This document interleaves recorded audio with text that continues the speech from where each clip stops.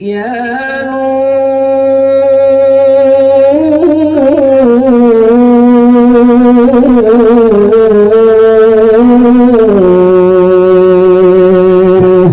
ya Nur, ya Nur, ya Sayyidi, ya Maulana Muhammad. Sallallahu ala Muhammad sallallahu alaihi wasallam. Sallallahu ala Muhammad sallallahu alaihi wasallam. Sallallahu ala Muhammad sallallahu alaihi wasallam. Sallallahu ala Muhammad sallallahu alaihi wasallam. Assalamualaikum warahmatullahi wabarakatuh. Insyaallah di dalam kita berjalan menuju alam gaibiyah melalui perjalanan tuntunan dan didikan daripada seorang mursyid ataupun seorang guru, banyak kisahnya. Untuk itu kita berpondasikan kepada rukun Islam yang 5. Yang pertama adalah mengucapkan 2 kalimat syahadat. Yang kedua melaksanakan salat 5 waktu sehari semalam. Yang ketiga melaksanakan ibadah puasa di bulan Ramadan. Yang keempat adalah menunaikan zakat fitrah. Dan yang kelima menunaikan ibadah haji di tanah suci Makkahil Mukarram Allah. Hakikat sejati yang perlu kita pahami adalah bahwa mulai dari rukun Islam yang pertama sampai dengan rukun Islam yang kelima, Allah menciptakan serba dua. Ada jasmani dan ada ruhani, ada raga dan ada jiwa. Mengucapkan 2 kalimat syahadat adalah merupakan syahadat. Ada syahadat zahir dan ada syahadat batin. Ada syahadat jasmani dan ada syahadat jiwa. Ada syahadat Allah, ada syahadat Muhammad. Melaksanakan sholat 5 waktu sehari semalam sama juga. Ada sholat zahir dan sholat batin. Mengamalkan ibadah puasa sama juga, ada puasa zahir dan puasa batin. Mengamalkan wudu zahir, wudu batin. Istinja zahir, istinja batin. Sedangkan kita melaksanakan zakat fitrah, zakat ataupun sedekah, infak dan amal, sama juga, ada jasadnya, ada ruhnya. Kemudian melaksanakan ibadah haji, ada haji zahir dan ada haji batin. Dari sudut pandang hakiki atau keruhanian, atau dari segi pandang batiniah. Rukun Islam merupakan fondasi daripada syaratnya kita mengamalkan, syaratnya kita mewujud menyatakan ibadah kita kepada Allah Subhanahu wa ta'ala. Seperti sebuah bangunan rumah yang fondasinya, yang dasar pijaknya adalah rukun Islam 5. Rukun Islam yang pertama adalah mengucapkan 2 kalimat syahadat. Syahadat menurut pandangan hakiki dibagi atas 2, syahadat Allah, syahadat Rasul, syahadat zahir, syahadat batin. Asyhadu an la ilaha illallah wa asyhadu anna Muhammadar Rasulullah. Pengakuan, kesaksian dari hamba yang bernama Muhammad kepada Tuhannya yang bernama Allah, bahwa tiada Tuhan yang aku sembah kecuali hanya Engkau ya Allah. Kemudian pengakuan, pengukuhan, kesaksian. Kemudian pengakuan, pengukuhan, kesaksian diberikan oleh Sang Yang Maha Agung Allah Subhanahu wa ta'ala kepada Muhammad. Wa asyhadu anna Muhammadan abduhu wa rasuluh. Dan aku bersaksi bahwa engkau Muhammad adalah sebagai abdiku, dan aku kukuhkan engkau sebagai utusanku. Engkau adalah kekasihku. Syahadat ini terjadi 3 etape atau 3 tahapan. Apabila kita belajar mengenal diri insya Allah dalam perjalanan makom, maka syahadat diawali dengan syahadat zahir. Syahadat zahir adalah syahadat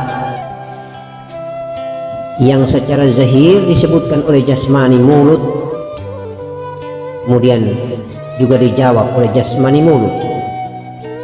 Sementara kalau kita sudah belajar mengenal diri, maka zahir, jasmani, mengucapkan asyhadu an la ilaha illallah, dijawab oleh jiwa, di balik batin, di balik hati, di balik qalbi.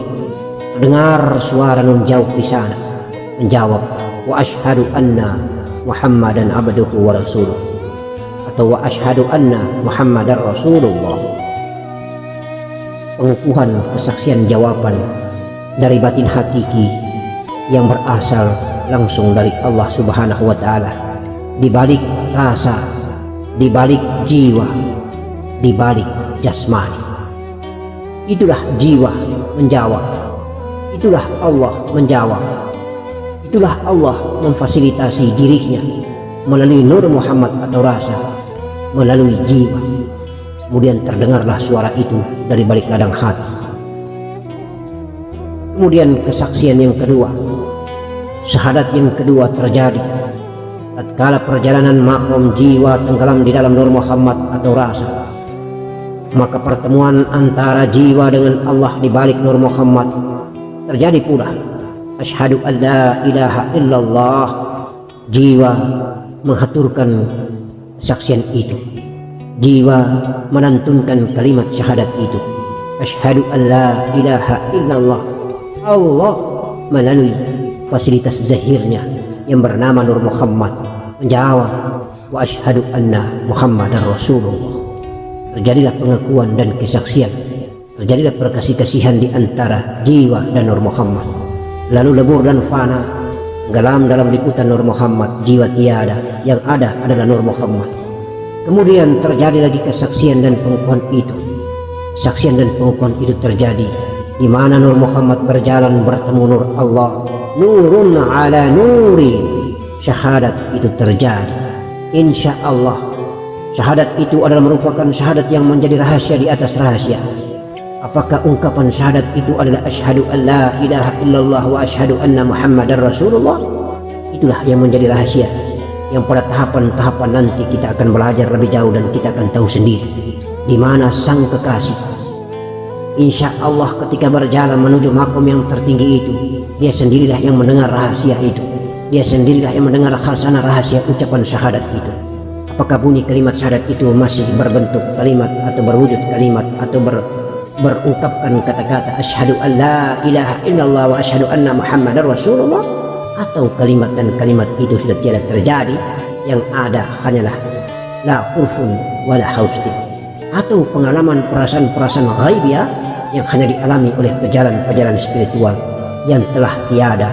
Kemudian yang ada hanyalah Nur Muhammad bertemu dengan Nur Allah. Nur Muhammad tiada, yang ada hanyalah Nur Allah dalam liputan Sang Yang Maha Agung. Itulah tahapan-tahapan daripada pandangan hakiki terhadap syahadat, syahadat zahir dan syahadat batin. Kemudian yang kedua, melaksanakan sholat 5 waktu sehari semalam. Sama juga, ada sholat zahir dan sholat batin, sholat lahir dan sholat batin. Bagi kita belum belajar mengenal diri, maka jasmani kita mengangkat takbir sampai salam melaksanakan gerakan sholat.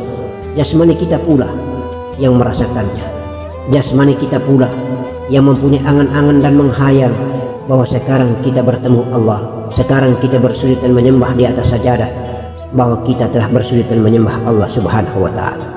Tetapi sesungguhnya jasmani kita menghayal akan adanya Allah, meletakkan posisi duduknya Allah, posisi singgasananya Allah berada di alam otak atau alam khayali, alam imajinatif, alam menghayal-hayal, alam angan-angan akan adanya Allah Subhanahu wa Ta'ala.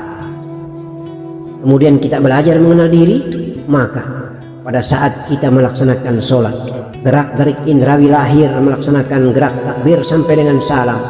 Tetapi justru sekarang yang menghaturkan dan bercakap-cakap dengan Allah bukan lagi jasmani mulut yang berucapkan atau menghaturkan kata-kata, tetapi jiwalah yang kita simak, jiwalah yang jasmani menyimak ucapan-ucapan mulai dari kita Al-Fatihah dan pembacaan surat-surat lain, zikir dalam ruku dan sujud, dan selanjutnya sudah dilaksanakan oleh jiwa itu sendiri. Maka batin atau jiwa lah yang melaksanakan sholat, bukan lagi zahir yang melaksanakan sholat. Lalu di mana zahir? Zahir berada pada posisi khusyuk total. Insya Allah, walaupun dia bergerak takbir sampai salah. Tetapi akal dan angan-angannya telah mati, jasmani pun telah mati. Kemudian yang hidup hanyalah jiwa yang melaksanakan sholat. Itulah disebut dengan sholat batin. Kemudian jiwa mengamalkannya dengan berzikir kolbi. Jiwa melaksanakan gerak sholat sebagaimana jasmani melaksanakan sholat 5 waktu sehari semalam. Tetapi nafas sudah tidak lagi bergerak. Nafas hanya berjalan untuk bertemu kepada Allah, tenggelam di dalam rasa Nur Muhammad, bertemu Allah dalam singgasana kolbi, kemudian lenyap, kemudian menjadi Nur Muhammad, lalu Nur Muhammad yang bertemu Nur Allah, nurun ala nurin di alam zatullah. Itulah jenis-jenis dan tahapan-tahapan sholat zahir dan sholat batin. Kemudian langkah rukun Islam yang ketiga, melaksanakan puasa 30 hari lamanya di bulan Ramadan. Insya Allah di bulan suci Ramadan, puasa yang kita amalkan itu adalah puasa zahir dengan menahan lapar, haus dan dahaga mulai daripada terbit fajar sampai tenggelam matahari. Melaksanakan puasa zahir adalah menahan hawa, menahan segalanya secara indrawi lahir, secara jasmania. Tetapi apa yang dimaksudkan dengan puasa batin? Ada makom kedua adalah puasa hati, puasa kolbi. Kita telah jaga dengan sengaja, insya Allah melalui zikir yang kita lantunkan, insya Allah kolbi dan hati kita telah terjaga dari penyakit-penyakit hati. Insya Allah puasa jasmani 30 hari lamanya, tetapi bukan sebatas tahan makan dan tahan minum. Justru 9 pintu jasad itulah menjadi hakikat daripada puasa jasmani. Kemudian hakikat yang lebih tinggi lagi pada tahap kedua, kita melaksanakan puasa kolbi, yaitu menahan penyakit hati, syahwat sangka, iri hati, dengki, ujub, sombong, amarah dan lain-lain, riya, takabur. Insya Allah merasa diri keakuan aku kita sebagai manusia masih lebih tinggi, itu dihancurkan dan diluluh lantahkan dia. Itulah puasa zahir dan puasa batin. Zakat fitrah pun terdiri daripada zakat zahir dan zakat batin. Dari pandangan hakiki, sesungguhnya zakat makanan pokok kita ataupun zakat mal berupa uang dan harta emas kita adalah untuk membersihsucikan darah yang ada di jantung hati ini. Barang siapa ingin supaya jantung hatinya terbuka hijab oleh Allah Subhanahu wa ta'ala, agar qalbinya menjadi singgasana Allah Subhanahu wa ta'ala yang dipenuhi dengan nur dan cahaya Muhammad, maka insya Allah cucilah darah kotor yang ada di jantung ini dengan mengeluarkan zakat, infak dan sedekah. Bukan saja darah yang dicuci, tetapi unsur-unsur dan elemen jasmania yang bernama daging pun ikut tercuci, tulang pun ikut tercuci, kulit pun ikut tercuci, jantung pun ikut tercuci, empedu pun ikut tercuci, limpah dan hati serta paru-paru pun ikut tercuci. Sesungguhnya imbas daripada ataupun efek dampak daripada kita mengeluarkan zakat adalah untuk mensuci bersihkan harta yang masuk menjadi makanan, diuangkan kemudian dibelanjakan, masuk menjadi makanan ke dalam darah, maka darah itulah yang akan dicuci. Menjadi daging itulah yang akan dicuci. Menjadi tulang itulah yang akan dicuci. Menjadi kulit itulah yang akan dicuci. Jantung pun dicuci, empedu pun dicuci, limpah pun dicuci, hati dan paru-paru pun dicuci. Semua elemen-elemen jasmani dicuci. Itulah yang disebut dengan zakat zahir. Jasmani harta itu diberikan kepada jasmani manusia, sementara batin dan roh daripada harta ini Allah meridhoi akan menempatkan di Baitul Mal, di Baitul Nur, Baitul ada yang tinggi dan tinggi di Al-Malakuti Nur wa Al-Malakuti Ruh. Insya Allah nama-nama Baitul inilah tempat tersimpannya zakat, infak dan sedekah kita, menjadi deposito penting ketika kita meninggalkan dunia.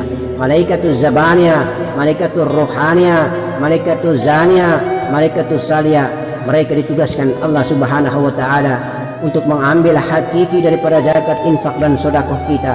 Amal baik kita berupa harta yang kita pikul, berupa harta yang kita berikan sepanjang kita hidup di dunia ini, ditempatkan di makom baitul tertinggi itu. Insya Allah barangkali yang dimaksudkan dengan zakat zahir dan zakat batin itulah yang dimaksud. Kemudian haji zahir dan haji batin. Haji zahir semua kita telah kenal. Apabila ada yang mampu secara zahir, insya Allah dengan keuangan dan ekonominya yang cukup diberikan rezeki oleh Allah Subhanahu wa ta'ala, maka jalanlah menuju Masjidil Haram, laksanakan rukun dan syarat haji yang bagus sampai dengan sa'i, tawaf, kemudian cium Hajarul Aswad, insya Allah. Tetapi ketika kita melaksanakan ibadah haji batin, maka sama itu kita melaksanakan ibadah batin suami istri. Yang penting kita faham dan tahu ilmunya. Pada saat kita cium di sajadah, sajadah itu seperti simbol istri kita juga waktu kita sholat jasmani 5 waktu sehari semalam. Tatkala kita sujud dan mencium Hajarul Aswad sama dengan kita sujud dan mencium sajadah, ambar sajadah yang kita cintai. Mengandung makna hakikat dan makna makrifat, mengandung makna haji batin, dan juga mengandung perjalanan jiwa Mi'raj bertemu Allah Subhanahu wa Ta'ala.